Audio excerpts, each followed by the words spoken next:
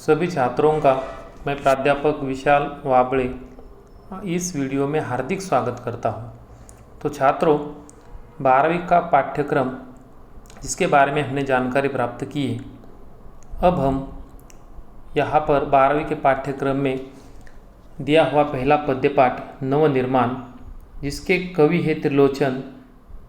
तो नवनिर्माण इस पद्य पाठ की जानकारी प्राप्त करेंगे।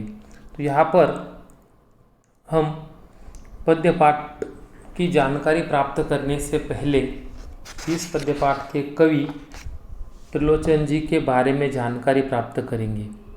तो यह जो पाठ्यक्रम है, पाठ्यक्रम के शुरू में ही या पहला ही पद्य पाठ नवनिर्माण, और नवनिर्माण के कवि है त्रिलोचन। तो कवि का परिचय यहाँ पर है। त्रिलोचन जी का जन्म 20 अगस्त 1917 को उत्तर प्रदेश के सुल्तानपुर जिले के कटघरा चिरानी पट्टी में हुआ।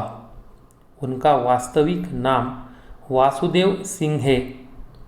वह हिंदी के अतिरिक्त अरबी और फारसी भाषाओं के निष्णात ज्ञाता माने जाते हैं।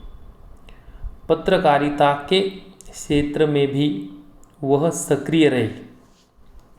उन्होंने काव्य क्षेत्र में प्रयोगधर्मिता का समर्थन किया और नवसृजन करने वालों के प्रेरणा स्रोत वह बने रहे। उनका साहित्य भारत के ग्राम समाज के उस वर्ग को संबोधित करता है जो वर्षों से दबा कुचला हुआ है। उनके साहित्यिक भाषा लोक भाषा से अनुप्राणित है। सहज सरल तथा मुहावरों से परिपूर्ण भाषा उनके साहित्य को लोकमानस तक पहुंचाकर जीवंतता भी प्रदान करती है। उनका निधन 2007 में हुआ। यहाँ पर हमने त्रिलोचन जी के बारे में यानी कि कवि का परिचय हमने प्राप्त किया है। यानी कि 1917 को उनका जन्म हुआ है और 2007 में उनका निधन हुआ है। तो कवि की जो प्रमुख कृतियाँ है उसकी भी जानकारी यहाँ पर दी हुई है। तो प्रमुख कृतियों में धरती, दिंगत, गुलाब और बुलबुल, उस जनपद का कवि हूँ, सबका अपना आकाश यह एक कविता संग्रह है, देश काल यह एक कहानी संग्रह है, दैनंदिनी डायरी आदि इस प्रकार की त्रिलोचन जी की प्रमुख कृतियाँ यहाँ पर दी हुई है। अब हम विधा का परिचय प्राप्त करेंगे। यानी कि जो पद्य पाठ हम पढ़ने जा रहे हैं, जिसका हम अध्ययन करने जा रहे हैं, यह किस प्रकार की विधा है। यानी कि हमने पदों का अध्ययन किया है, हमें दोहे पता है। इस प्रकार यहाँ पर जो विधा है चतुष्पदी, ये चतुष्पदी हमारे लिए शायद नई है या इसके बारे में ज़्यादा जानकारी हमारे पास नहीं है, लेकिन फिर भी 12वीं के पाठ्यक्रम में चतुष्पदी यह विधा पद्य पाठ के माध्यम से हमारे सामने प्रस्तुत की गई है। तो चतुष्पदी 4 चरणों वाला यह छंद होता है। यह चौपाई की तरह होता है। इसमें 4 चरण होते हैं। इसके प्रथम, द्वितीय और चतुर्थ चरण में तुकबंदी होती है। भाव और विचार की दृष्टि से प्रत्येक चतुष्पदी अपने आप में पूर्ण होती है। इस प्रकार चतुष्पदी की जानकारी यहाँ पर दी है। जैसे जैसे हम आगे बढ़ेंगे, जो चतुष्पदियाँ हैं उनका अध्ययन हम करेंगे, तो उस समय हमें चतुष्पदी के बारे में और जानकारी मिल सकती है या हम और जानकारी प्राप्त करेंगे। यानी कि हमारे मन में चतुष्पदी के बारे में जो भी प्रश्न है उनके जवाब हमें मिल जाएंगे। तो यहाँ पर हम पाठ का परिचय प्राप्त करेंगे। यानी कि जो पद्य पाठ हमारे सामने प्रस्तुत किया गया है उसकी जानकारी यहाँ पर दी हुई है। तो पाठ का परिचय, तो प्रस्तुत चतुष्पदियों में कवि का आशावाद दृष्टिगोचर होता है। यानी कि कवि ने जो आशावाद इन चतुष्पदियों के द्वारा हमारे सामने दर्शाया है या हमारे सामने प्रस्तुत किया है, तो वह इन चतुष्पदियों में दृष्टिगोचर होता है।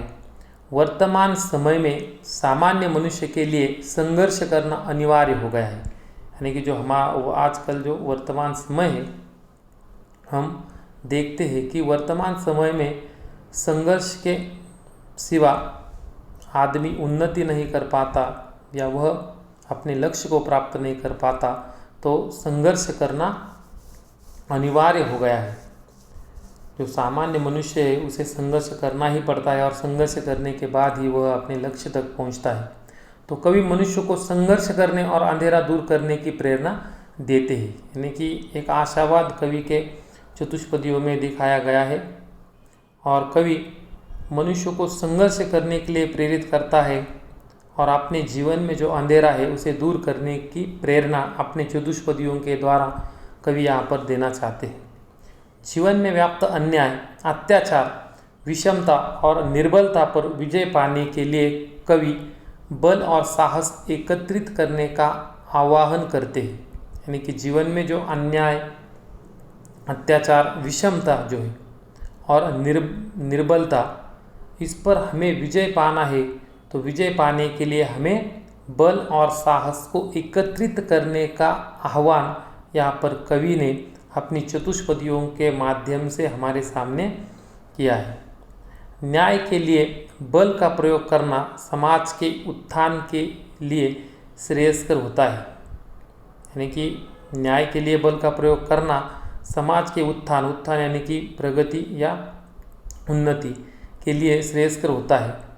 इस सत्य से भी कवि अवगत कराते हैं।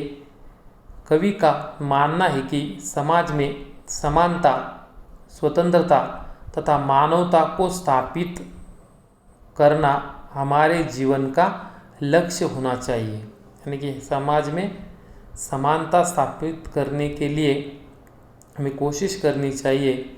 समाज में समानता, स्वतंत्रता और मानवता को स्थापित करना ही हमारे जीवन का उद्देश्य होना चाहिए। यानी कि समाज के लिए हमें कुछ ना कुछ करना चाहिए और संघर्षरत रहना चाहिए, तो ही हम अपने जीवन में अपने लक्ष्य तक पहुंच सकते हैं या हमारे जीवन में जो हमें हासिल करना है वो हमें मिल सकता है, हमारा जीवन और भी सुखकर हो सकता है। इसलिए कवि हमें अपनी चतुष्पदियों के द्वारा, अपनी रचना के द्वारा हमें आगे बढ़ने की प्रेरणा देते हैं।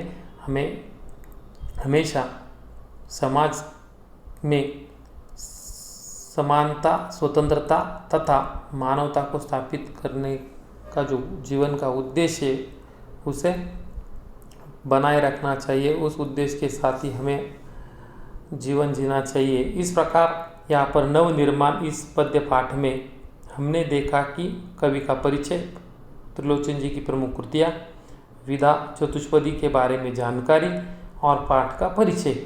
तो आज के वीडियो में हम इतनी ही जानकारी प्राप्त करेंगे और यहाँ पर ठहरेंगे। अगले वीडियो में हम जो चतुष्पदियाँ हमारे सामने प्रस्तुत की गई है उन चतुष्पदियों की जानकारी प्राप्त करेंगे। धन्यवाद।